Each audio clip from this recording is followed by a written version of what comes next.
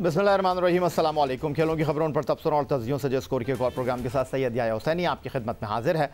Gall में Pakistan cricket team ने सिर्फ एक हफ्ते के फ़र्क से फतह और शिकस्त दोनों का मजा चख लिया।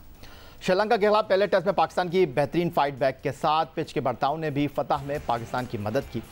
दूसरे टेस्ट में 5वें दिन पिच में मौजूद टर्न और पाकिस्तानी बैटिंग लाइनअप की नाकामी ने पहली फतह पर पानी फेर दिया और सीरीज़ 1-1 से बराबर हो गई। पाकिस्तानी टॉप और मिडल ऑर्डर की नाकामी का नाकाम होना शायकीन क्रिकेट और तज्जियाकारों के लिए कोई नई बात नहीं, लेकिन बॉलिंग में ऐसी कारकर्दगी कि पाकिस्तान को टेल एंडर्स को आउट करना भी दर्द सर लगे, स्पिन का बोझ सिर्फ यासिर शाह के कंधों पर डाल देना कहाँ की अक्लमंदी है। जबकि दूसरी जानिब मोहम्मद नवाज ने 3 टेस्ट का तजुर्बा रखने के बावजूद विकेटें लेने की जान तोड़ कोशिश की। 35 साल के नोमान अली से नौजवान स्पिनर पराबाद जयसूर्या जैसी कारकर्दगी तवक्को अब महज खाम ख्याली ही लग रही है। एक तरफ श्रीलंका के 2 नौजवान स्पिनर ने पाकिस्तान के 2 टेस्ट मैचों में 29 बैट्समैनों को पवेलियन भेजा और वहां पाकिस्तान का तजुर्बा car bowling attack tell Anders को आउट करने की तगोदो में लगा रहा। क्रिकेटर्स की कारकर्दगी जो रही सो रही, लेकिन ड्रेसिंग रूम में बैठे हुए 2 मायनाज क्रिकेटर जो हेड कोच और बैटिंग कोच के तौर पर शामिल हैं, वो दूसरे टेस्ट में टीम को कोई राह न दिखा सके। Batting coach Mohammad Yousuf coach बनने से पहले जिस तरह मीडिया पर दावा और हिकमत अमली बताया करते थे, वो मैदान में कहीं नजर आ नहीं रही और तजुर्बेकार स्पिनर दूसरा के मोजिद सकलैन मुश्ताक जो टीम के हेड कोच हैं, पाकिस्तान के स्पिन बॉलिंग में जान नहीं डाल सके हैं। जब जीत जाते हैं तो 7वें आसमान पर पहुंचा दिया जाता है और जब हार जाते हैं तो फिर सिर्फ तनकीद और सवालात के सिवा कुछ बचता नहीं है। यही माजी था, यही हाल है और शायद यही मुस्तकबिल। आज इस प्रोग्राम में पाकिस्तान क्रिकेट टीम के दौरे श्रीलंका, पाकिस्तान क्रिकेट टीम के मुस्तकबिल में आने वाला असाइनमेंट और दीगर मौज़ूआत पर गुफ्तगू करने के लिए स्टूडियो में हमें ज्वाइन कर रहे हैं पाकिस्तान के टेस्ट फास्ट बॉलर क्रिकेट के सिकंदर बख्श साहब। खुशामदीद कहेंगे आपको। कैसे हैं सर आप? ठीक है, थैंक यू। और लाहौर स्टूडियो में जनाब हमारे साथ मौजूद हैं। कई बार हम इनको बुलाते हैं लेकिन कभी कभी आते हैं। पाकिस्तान के लिए टेस्ट क्रिकेट में 99 विकेटें हासिल करने वाले बाएं हाथ के स्पिन बॉलर अब्दुल रहमान, आपको भी खुश आमदीद कहेंगे। आज बड़ी अच्छी कलरफुल शर्ट पहने हुए सर, आप कैसे हैं? आप ठीक हैं? थैंक यू, शुक्र अल्लाह का है भाई। आप सुनाए कैसे? बस शुक्र तो अल्लाह ताला का है और बिल्कुल ज़िंदगी के ये दिन गुजर रहे हैं और इसी अच्छे तरीके से गुजरते हैं ना। मेरा ख्याल है गुफ्तगू की शुरुआत आपसे ही कर लेता हूँ। ये क्या हुआ अब्दुल रहमान साहब, आप कोई प्लानिंग करके नहीं गए? 12 खिलाड़ियों को पहले टेस्ट मैच में अपने डेब्यू पर ऑस्ट्रेलिया के खिलाफ पराबाद जयसूर्या ने आउट किया और बाएं हाथ के स्पिनर पर मैं यहीं से आपसे शुरू कर लेता हूं। हमारे बैट्समैनों का मसला क्या है माजी में भी और ये जो मौजूदा टीम है, क्या बाएं हाथ के स्पिनर का क्या एंगल बन जाता है? क्या बाएं हाथ के स्पिनर का बॉल नज़र नहीं आता?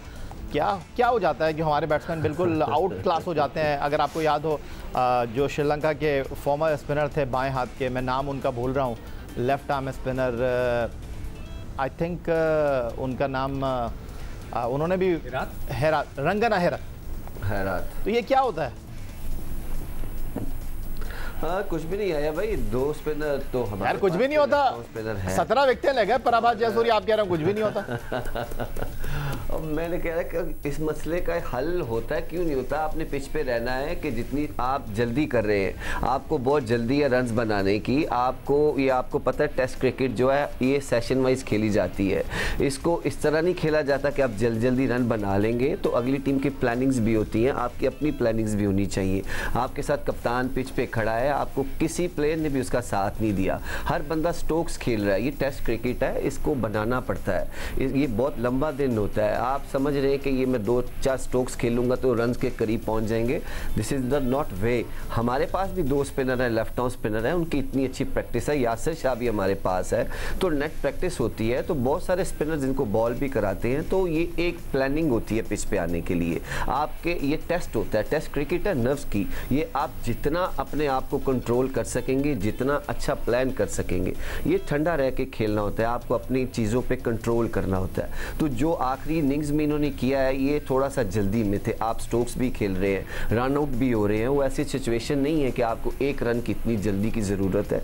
आपकी ज़रूरत है पिच पे खेलने की, आपको टाइम स्पेंड करने की। आप जितना टाइम देंगे उतना ही मैच के आप क्लोज भी जा सकते हैं। वट एवर इट इज़, आप नहीं जीत सकते लेकिन आप ड्रॉ कर सकते हैं, आप शो करें इन चीज़ों को। तो ये चीज़ें लैक ऑफ होती हैं कि जो आपको लर्न करनी होती है। आपने पहला टेस्ट मैच जीता है, इतना अच्छा टेस्ट मैच जीता है, ये वही क्रिकेटर होते हैं। I am not here to criticise anyone, this is ये होता है कि आपने अगले टेस्ट मैच की कैसे प्लानिंग करनी होती है। यही प्लेयर है जिन्होंने आगे भी इंशाल्लाह जितवाना है, पीछे भी जितवाया है। लेकिन कुछ चीज़ें होती हैं कि जो देख के दुख होता है कि यार ये क्यों हो रहा है कि आप इतने अच्छा टेस्ट मैच को फिनिश करके अगले टेस्ट मैच में आपको अपर हैंड होना चाहिए, आपको नज़र आना चाहिए। ऐसा लग रहा था श्रीलंका पहला टेस्ट मैच जीती है, हम हारे हुए हैं, जिस तरह हमने लास्ट इनिंग खेली है। तो ये ऐसा नहीं होना चाहिए। इन चीज़ों को कंट्रोल खुद प्लेयर्स ने करना होता है। जब आप पिच पे जाते हैं तो आपकी सारी कोचिंग एवरीथिंग आप रस्से के बाहर छोड़ के जाते हैं। आप जब रस्से के अंदर हैं, आप ही कोच हैं, आप ही प्लेयर हैं, आपने ही उस टीम को लेके चलना है। आप आगे भी लेके चलें और अगली इनिंग्स में भी आपने ही करना है। लेकिन माई पॉइंट ऑफ व्यू के इतनी गलत शॉट सिलेक्शन थी, रनिंग अच्छी नहीं थी, ये बहुत सारी चीज़ें कि जो टीम को लेट डाउन करती है, वो रिजल्ट ऐसा नहीं आता। तो आगे इनके पास बहुत सारे चांस होते हैं कि जो उनको अवेल करनी चाहिए। डे बाय डे इम्प्रूवमेंट आनी चाहिए। लेकिन आखिरी इनिंग में, आखिरी टेस्ट मैच में, इनिंग्स में ऐसे लगा है कि हम बहुत ही ज़्यादा शल में थे, हमसे खेला नहीं जा रहा, हम टर्न नहीं खेल सकते। तो ये फिर चीज़ें आती रहनी है आपके साथ। ठीक हो गया अब्दुल रहमान साहब, इसीलिए हम आपसे कहते हैं माशाल्लाह अल्फाज का ज़ख़ीरा है आपके पास, लफ्ज़ों को लड़ी में पुरोकर गुफ्तगू करने का फ़न आप जानते हैं, लेकिन आप हमें कम कम टाइम देते हैं। माशाल्लाह आप दिखते भी अच्छे हैं, बोलते भी अच्छा है, ज़रा वक्त निकाला करें हमारे लिए। ज़रूर ज़रूर यार भाई, जब आप बोलेंगे इंशाल्लाह हाजिर हो जाएंगे। सम टाइम नहीं आ सका क्योंकि फैमिली में था, बिजी था, थोड़ा काम सारे लोग फैमिली के साथ होते हैं और माशाल्लाह फैमिली का जो ये हमारी जिम्मेदारियां हैं वो हम अदा करते हैं ना। मेरा ख्याल है सिकंदर बख्श साहब को भी गुफ्तगू में शामिल कर लेते हैं। मैं तो पानी भी निकाल रहा हूँ। जी सिकंदर बख्श साहब जनाब हरफन मौला हैं और जब बैंक में थे तब भी बड़े दिल से काम करते थे, जब टीम में थे तब भी पूरी मेहनत करते थे और अब हमारे साथ हैं तो पूरी मेहनत। आपका जो ये सवाल है ना जी सर, जो रहमान ने बात की उसका एक पोर्शन तो रहमान ने जो बोला है वो एक डिफरेंट पोर्शन है कि जो प्लेयर्स ने। अच्छा मैं बताऊं आपके साथ एक बिल्कुल दो लफ्ज़ों का सवाल करना चाह रहा हूँ। आप भी टेस्ट क्रिकेटर हैं, आप ड्रेसिंग रूम में प्लेयर भी रहे हैं और मैनेजमेंट का भी पार्ट रहे। रहमान ड्रेसिंग रूम में एज ए प्लेयर रहे हैं। अब आप लोग जब बाहर बैठकर ऐसी बातें कर रहे हैं और आप लोगों को जब ये सारी चीज़ें समझ आ रही हैं सिकंदर बख्श साहब, तो मोहम्मद यूसुफ और सकलान मुश्ताक तो आपसे, रहमान से ज़्यादा तजुर्बा रखते हैं, ज़्यादा वक्त उन्होंने मैदान में गुजारा है, तो उनको ये चीज़ें नहीं देते। देखो याया, मैंने एक दो दफ़ा पहले भी आपको ये बताया, मैं नाम नहीं लूँगा ना, प्लीज़ आप भी नाम नहीं लीजिएगा, कि जब मैं टीम के साथ था तो जब मैं किसी को कुछ बताने की कोशिश कर रहा था तो एक शख्स ने मुझसे, मैं बता देता हूँ फिर आप नाम, आपने उनको बताने, उन्होंने कहा भाई आप कितने टेस्ट मैच खेले? बिल्कुल, उन्होंने मुझसे पूछा आपने कितने खेले? मैं कहा मैंने 26 खेले। कहते मैं 46 खेल गया हूँ, मैंने 4000 रन कर दिए और तुम मुझे बता रहे हो। अब this is the approach, now this is the approach कि आप, मैंने इसलिए हमेशा फैसला किया था कि जब भी अगर कभी मुझे काम मिला ना, I will work with the under 19। At least वो बच्चे मेरी बात तो सुन लेंगे, वो मुझसे ये नहीं पूछेंगे आपने कितने टेस्ट खेले, मैंने इतने खेले, ये नहीं पूछेंगे। Nobody like to listen. The problem is कि जो अब्दुल रहमान ने जो बात की वो तो एक साइड है कि प्लेयरों को कैसे खेलना चाहिए, मगर प्लेयरों को कैसे खिलाना चाहिए, टीम को कैसे खिलाना चाहिए, वो भी बहुत ज़्यादा इम्पॉर्टेंट पार्ट है। आप अगर याद हो डे 1 से जब ये टेस्ट मैच हुआ, पहला टेस्ट मैच का टॉस हुआ, टीम अनाउंस हुई, मैंने आपसे क्या कहा था कि रिजवान का नंबर 5 नहीं है, रिजवान का 7 होना चाहिए या 6 होना चाहिए। आपने रिजवान पे इतना ज़्यादा ट्रस्ट कर लिया कि भाई ये नंबर 5 पे जाएगा और पूरी इनिंग्स लेके जाए। 5 का नंबर जो होता है वो पूरी टीम को लेके आखिरी तक जाता है। तो वो उस दिन से हम कह रहे थे, वो तो हम फर्स्ट टेस्ट मैच तो हमने हिस्ट्री क्रिएट कर दी, बहुत ज़बरदस्त किस्म की परफॉर्मेंस अब्दुल्ला शफीक की, मगर वही अब्दुल्ला शफीक देखें सेकंड इनिंग में बहुत कैजुअल खेले, गैप बन गया, बोल्ड हो गया पहले ओवर में और फिर सेकंड इनिंग में उन्होंने गलत शॉट खेल दिया।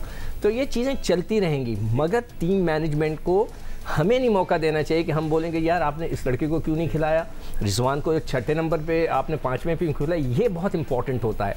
तो आप टीम की जो कॉम्बिनेशन को थोड़ा सा कमज़ोर कर देते हैं और इसी वजह से ये सिचुएशन क्रिएट होती है। वो जो रहमान कह रहे हैं वो बिल्कुल सही कह रहे हैं कि लड़कों को अपना फवाद को बिल्कुल इस तरह रन नहीं लेना चाहिए था, बल्कि अगर आपको पास क्लिप हो जिस ओवर में वो आउट हुआ है, अब्दुल्ला शफीक, उसकी दूसरी या तीसरी बॉल पे अपने इमाम ने एक शॉट मारा था निकल कर, वो स्लिप के ऊपर से निकल गया। मैं हैरान हो गया, मैंने कहा यार पता नहीं ये लोग रन चेस करने जा रहे हैं, 10 ओवर के अंदर 100 रन करने, क्या हो गया। तो ये अप्रोच उस वक्त गलत थी और जिसकी वजह से हम शायद, हालांकि हम कर सकते थे, एक दिन हमने खेलना था, 9 विकेटें थी, 89 for 1, और आखिरी का पूरा दिन हम चाहते तो खेल सकते थे। ऑस्ट्रेलिया के ख़िलाफ़ हमने कराची में ये कर चुके हैं, 2 दिन खेले, यहाँ पर भी कर चुके थे। एनीवे, मैं तो टीम मैनेजमेंट को ब्लेम करूँगा कि जिसने भी ये टीम बनाई।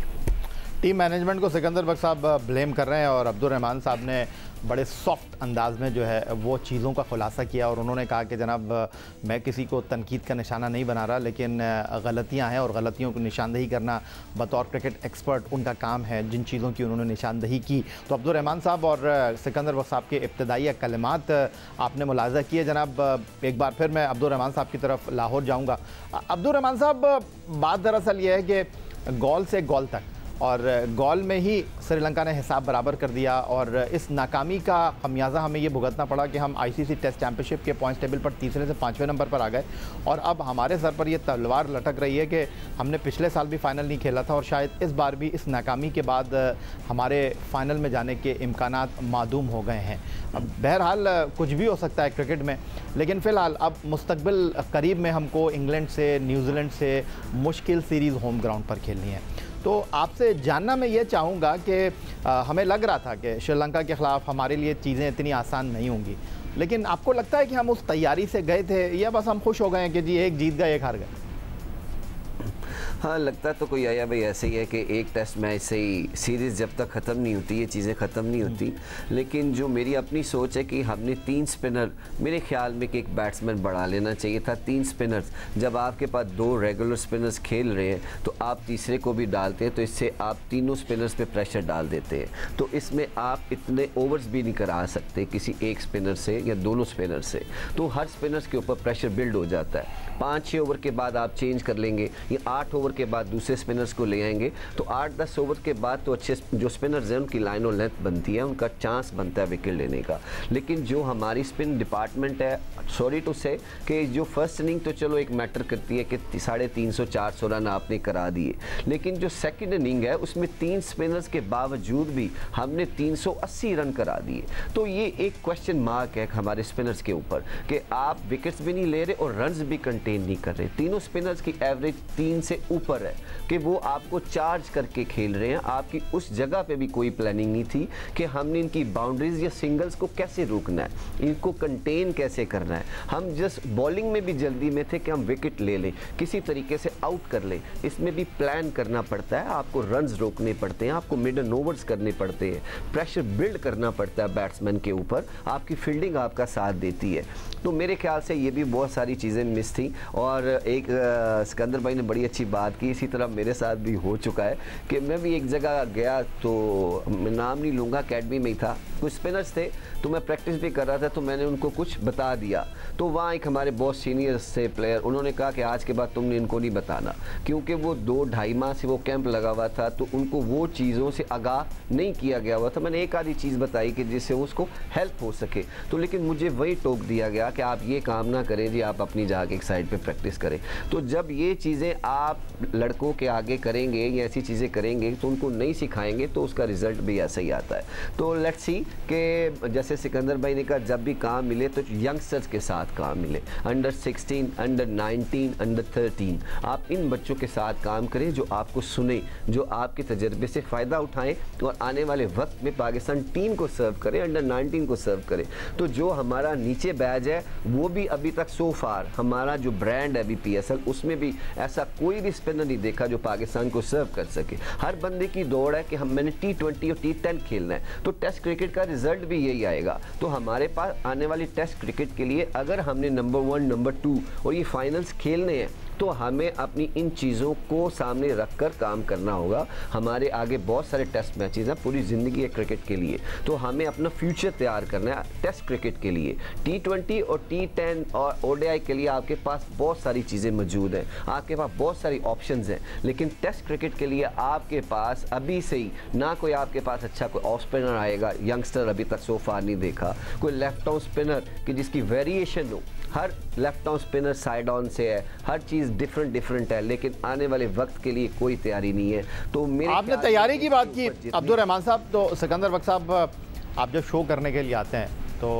बाल भी बनाते हैं, अपनी जो कबर्ड है उसके अंदर यार ये ना बताना कि मैं मेकअप भी करता हूँ। आप मेकअप भी करते हैं क्योंकि ये हिस्सा है ना, ये शो का हिस्सा है। और आप मैच चल रहा होता है तो रात भर नोट्स भी बनाते हैं, और जिन खिलाड़ियों के बारे में आप जानते नहीं हैं, कभी आप हमें भी कॉल कर लेते हैं, कभी किसी और को कॉल कर लेते हैं, उनके बारे में जानने की कोशिश करते हैं, आदाद शुमार को इकट्ठा करते हैं। तो जब आप टेलीविज़न पर बैठने के लिए इतना होमवर्क करते हैं तो आप श्रीलंका नहीं लगा आपको कि हम ऐसे ही चले गए थे और ऐसे ही वापस आ गए? नहीं, एक्चुअली ऐसे ही नहीं चले गए थे हम, तो हमने पहले ही कह दिया था। अगर जब ऑस्ट्रेलिया खेल रहा था श्रीलंका में, तो मैं आपके प्रोग्राम में हम बैठ के यही बात कर रहे थे ना कि वहाँ पर जो सारे स्पिनर्स हैं इस वक्त छाए हुए हैं, और उस वक्त भी आप ही का यही सवाल था कि क्या हमारे स्पिनर्स इस काबिल हैं भी, जैसे अब्दुल रहमान बोल रहा है। मैं बाद में उनसे एक सवाल डालूंगा, ये ज़रूर मैं उनसे बाद में इसको कंटिन्यू कर लीजिएगा उस सवाल को, कि अब्दुल रहमान ये मुझे बताओ कि जो उनके जो बॉलर था वो बड़ी अच्छी लाइन पे गेंद कर रहा था, उसका गेंद सीधा भी बड़ा अच्छा आ रहा था, क्या ये चीज़ मिसिंग थी? और 90 हमारे जो आप दिनेश की बात कर रहे हैं ऑफ स्पिनर की या पाराबाद जयसूर्या की? वो पढ़ के उसका बाहर भी जा रहा था और स्ट्रेटर रह रहा था, जिसके वजह से दूसरी सीरीज खेल रहे थे सिकंदर बख्श साहब, और वो सिर्फ तीसरा मैच है और उनका, और 29 विकेटें वो ले चुके हैं अब तक 3 मैचों में। और उस नए बच्चे ने, मैं नया बच्चा ही कहूँगा, वो बच्चा ही था एक तरीके से टेस्ट क्रिकेट में, उसने पूरी पाकिस्तान टीम को आगे लगा दिया। तो क्या ये एक उसका एक इम्पॉर्टेंट पार्ट था जो स्ट्रेटर मारता था? उनका बल्ला हमारे प्लेयरों का वो ताड़ में रहते थे कि कहीं ये सीधा ना हो जाए, और उसके अंदर ही वो स्लिप भी मार रहे थे। तो ये तो मैं आपसे बाद में सवाल करूंगा, मगर मेरा अभी कर लेना सवाल, आपने डाल दिया। हाँ, जी हाँ अब्दुल रहमान, बिल्कुल। डू यू थिंक नहीं रहमान, मैं ये पूछना चाह रहा हूँ कि ये चीज़ हमारे बॉलर में मिसिंग नहीं थी कि वो जो बाइट आता था, एक तो पढ़ के उनका लेग ब्रेक पढ़ के ऐसा जा रहा था एंगल के साथ, which was very dangerous, slip ले जाता है वो, और साथ में उसका स्ट्रेटर भी बड़ा अच्छा था। बिल्कुल बिल्कुल, इसका बहुत बड़ा एक फ़र्क था कि हमारे जितने भी लेफ्ट ऑन स्पिनर हैं वो साइड लाइन के करीब से जाके बॉल करते हैं, मतलब वो साइड लाइन से स्टंप्स बॉल कर रहा था। अच्छा, हाँ, बहुत बाहर से जाके हम डिलीवर करते हैं, तो उधर से बहुत लेस चांस है आपके स्टेटर वन तो हो ही जाएगा, वहाँ से इतना लंबा आपको टर्न ब्रेक नहीं मिलेगा, टर्न नहीं मिलेगा, ड्रिफ्ट थोड़ी बहुत मिल जाएगी, लेकिन आप जब तक क्रीज को यूज़ नहीं करेंगे आपको इतनी चीज़ें बिल्ड नहीं। उसका स्टेटर वन इतना अच्छा था, वहीं से वो कोशिश कर रहा था टर्न करने की, वहीं से अंदर वहीं से और दूसरा वो बैट्समैन के ऊपर वर्कआउट करके आया हुआ था अपनी मैनेजमेंट के साथ, उसको पता था कि हमारे बैट बाहर की तरफ खुल रहे हैं, तो इनको ऑफ साइड ऑफ स्टंप नहीं खिलाना, बिल्कुल 3 स्टंप्स के अंदर खिलाना है। तो हमारे जितने भी बॉलर्स हैं इन्होंने ड्राइव, कट और बाहर खिलाया है, तो ये बहुत फर्क पड़ता है। आपने डॉट बॉल खिलाने की कोशिश ही नहीं की, हमने मिडल ओवर्स की कोशिश ही नहीं की, उन्होंने आपने देखे एक एक लाइन और लेंथ पे वो हिट करता रहा है, वहीं से हमारे बैट्समैन ने स्वीपें खेली, रॉन्ग शॉट्स खेले, प्रेशर बिल्ड हुआ जो हमने नहीं किया। यासर शाह का भी मेरे ख्याल में काफ़ी देर के बाद उसने मैच खेला, उसकी भी line totally off side off stump थी। ऐसे बॉलर की लाइन 3 स्टंप्स भी होनी चाहिए, वर्कआउट करके आना चाहिए कि उनके बैट्समैन के वीक पॉइंट्स कौन से हैं, वो कितना करीब खेलते हैं, दूर से अच्छा खेलते हैं। हमारी मेरे ख्याल में कि इस ऊपर कोई वर्कआउट नहीं था, हम बस डिलीवर करने की कोशिश कर रहे थे कि हम बस बॉल डाल दें, बस बॉल करा दें, फिर देखा जाएगा। ऐसा नहीं होता, टेस्ट क्रिकेट 5 दिन का गेम है, इसको हर सेशन के साथ हर घंटे के अंदर आपने इसको कंट्रोल में बिल्कुल बजा फरमाया अब्दुल रहमान साहब आपने, और आप हमारे साथ मौजूद हैं, सिकंदर बख्श साहब स्टूडियो में हमारे साथ मौजूद हैं, और हम बात कर रहे हैं पाकिस्तान क्रिकेट टीम के दौरे श्रीलंका में खामियां और सीरीज़ के ड्रॉ होने की, और मज़ीद गुफ्तगू करेंगे एक ब्रेक के बाद।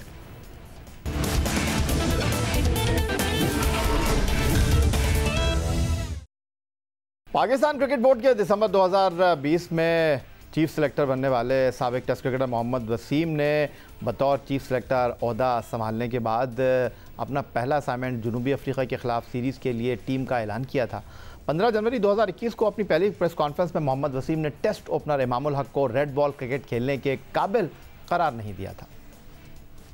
ओके जी, ऑब्वियसली उनके आप स्टैट्स देखते हैं तो उनके टैलेंट को वो जस्टिफाई नहीं करते हैं जिस तरह का उनमें टैलेंट है, लेकिन आई फील कि रेड बॉल के लिए मे बी अभी वो रेडी प्रोडक्ट नहीं है।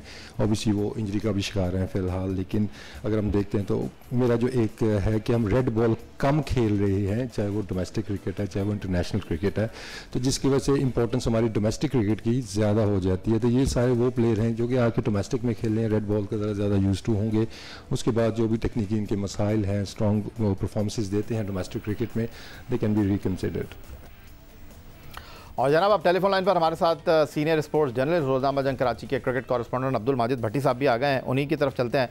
माजिद भट्टी साहब, कुछ दिन पहले मोहम्मद वसीम कह रहे थे कि इमामुल हक जो है वो रेड बॉल टीम के लिए फ़िट नहीं है, और अब इमामुल हक जो है वो रेड बॉल भी खेल रहे हैं, इमामुल हक वाइट बॉल भी खेल रहे हैं। देखिए ये इसीलिए कहा जाता है कि बंदे को कोई भी बात करते हुए ज़रा सोच समझ के बात करनी चाहिए। तो इस बयान में जो मोहम्मद वसीम कह रहे हैं ये तो बिल्कुल कंट्रडिक्शन है जो उन्होंने टीम सेलेक्ट की। इसका मतलब है कि ज्यादा इन्फ्लुएंस सिलेक्शन में बाबर आजम का नजर आ रहा है, सकलैन मुश्ताक का नजर आ रहा है। लेकिन इमामुल हक को भी हमें क्रेडिट देना पड़ेगा कि उन्होंने चीफ सिलेक्टर को गलत साबित किया। लेकिन बात जगहों पर जहां चीफ सिलेक्टर बोल सकते हैं, अब मिसाल के तौर पर शान मसूद की इतनी परफॉर्मेंस है, शान मसूद कंसीडर नहीं हो रहे। देखिए जब इंजमामुल हक चीफ सिलेक्टर थे तो वो कई बार जो 11 सिलेक्ट होती थी उसमें भी सरफराज और हमारे जो कोच थे पाकिस्तान टीम के, तो उनको मशवरा देते थे कि आपको ये नहीं ये 11 खिलाड़ी खिलाने चाहिए। अगर किसी खिलाड़ी में उनको समझ आती थी कि इस खिलाड़ी को टीम में होना चाहिए तो वो कोशिश करते थे कि कप्तान और कोच को बताएं कि उनको टीम में रखें। लेकिन ये तो बिल्कुल एक अजीब सी बात कर रहे हैं, एक अलग सी बात कर रहे हैं। मेरे ख्याल में जिस वक्त का ये बयान है उस वक्त नए नए मोहम्मद वसीम आए होंगे और नए नए इंजमामुल हक हटे होंगे, तो उनके जहन में ये भी होगा कि कहीं फॉर्मर चीफ सिलेक्टर के भतीजे को अगर मैंने सिलेक्ट कर लिया तो मुझ पर क्रिटिसिज्म होगा। लेकिन ये चीज हर एक पे अप्लाई होनी चाहिए। वो लोग जो परफॉर्म कर रहे हैं, अब देखें ना, आबिद अली अनफॉर्चुनेटली बेचारे अपने दिल के आर्जे में मुब्तला हुए, फिलहाल तो वो इंटरनेशनल क्रिकेट में आ नहीं रहे। तो मेरे हिसाब से जो नंबर 1 चॉइस थी वो शान मसूद बनते थे। लेकिन ठीक है, अब्दुल्ला शफीक को मौका मिला, उन्होंने चांस को ग्रैब किया और उन्होंने भी लोगों को गलत साबित किया। तो इसीलिए कहते हैं कि सोच समझ के बात करनी चाहिए। और मोहम्मद वसीम तो बहुत सारी चीजें वो कहाँ थे जो पहले फोन करके खिलाड़ियों को बताया करते थे कि हम आपको टीम में सिलेक्ट नहीं कर रहे, हमें बड़ा अफसोस हुआ। वो तो मेरा ख्याल एक फोटो सेशन था और टेलीविजन के लिए एक मीडिया को थोड़ी देर के लिए मसाला दिया गया था। उसके बाद तो बहुत सारे खिलाड़ी बेचारे सर पीट कर रहे कि हमें इंसाफ नहीं मिला। लेकिन चीफ सिलेक्टर को दोबारा हमने बात करते हुए नहीं देखा प्लेयरों से। और प्लेयर तो आज भी इंसाफ के हुजूर में दर बदर की ठोकरें खा रहे हैं, लेकिन उन्हें इंसाफ नहीं मिल रहा। बहुत शुक्रिया आपका सिकंदर बख्श साहब, बहुत शुक्रिया आपका अब्दुल माजिद भट्टी साहब। उधर पेशावर ज़ल्मी और ज़ल्मी फाउंडेशन के ज़ेरे एहतमाम गिलगित बल्तिस्तान के इंतहाई खूबसूरत मुकाम पर होने वाली ज़ल्मी मदरसा लीग का 5वां एडिशन गिलगित वॉरियर्स ने जीत लिया है। फाइनल में गिलगित वॉरियर्स ने स्कर्दू टाइगर्स को 35 रन से हराया। पहले बैटिंग करते हुए गिलगित वॉरियर ने 8 ओवर्स में विकेटों के नुकसान पर 105 रन स्कोर किए। जवाब में स्कर्दू की टीम हदफ के ताक़ुब में कामयाब ना हो सकी और गिलगित वॉरियर्स ने ज़ल्मी मदरसा लीग के 5वें एडिशन की ट्रॉफी अपने नाम कर ली। चीफ सेक्रेटरी मोइदुद्दीन दानी और सूबाई वज़ीर खेल राजा नासिर अली खान ने इनामात तकसीम किए। पेशावर ज़ल्मी और ज़ल्मी फाउंडेशन के चेयरमैन जावेद आफरीदी ने कहा है कि ज़ल्मी मदरसा लीग के 5वें एडिशन के इनेकाद पर वो खासे खुश हैं। पाकिस्तान के मदारिस के तलबा अपने शहरों में ज़ल्मी मदरसा लीग के इनेकाद का इंतज़ार करते हैं और इवेंट के इनेकाद पर अपनी सलाहियतों का भरपूर इजहार करते हैं। जावेद आफरीदी ने कहा कि जल्द ज़ल्मी मदरसा लीग के 6ठे एडिशन की तफसीलात का ऐलान करेंगे। पेशावर ज़ल्मी और ज़ल्मी फाउंडेशन इससे कबल पेशावर, वज़ीरिस्तान, कोयटा, आज़ाद कश्मीर में ज़ल्मी मदरसा लीग का इनेकाद कर चुकी है, जिसमें तमाम मसालिक के मदारिस के तलबा एक साथ क्रिकेट खेल कर मजहबी रवादारी और हम आहंगी का इजहार करते रहे हैं। यही था जनाब आज का हमारा प्रोग्राम। ट्विटर पर आप हमें फॉलो कर सकते हैं, फेसबुक पर हमारा पेज score.geo-news, जहां जाकर आप इस प्रोग्राम के क्लिप्स एक बार फिर देख सकते हैं और आप हमें ईमेल कर सकते हैं, अपनी राय से आगाह कर सकते हैं score@geo.tv पर। इस दुआ इस उम्मीद इस तवक्को के साथ कि पाकिस्तान में खेलों खिलाड़ी तरक्की करते रहें। सैयद यार हुसैनी को स्कोर की पूरी टीम के साथ अगले प्रोग्राम तक के लिए इजाज़त दीजिए। अल्लाह हाफ़िज़।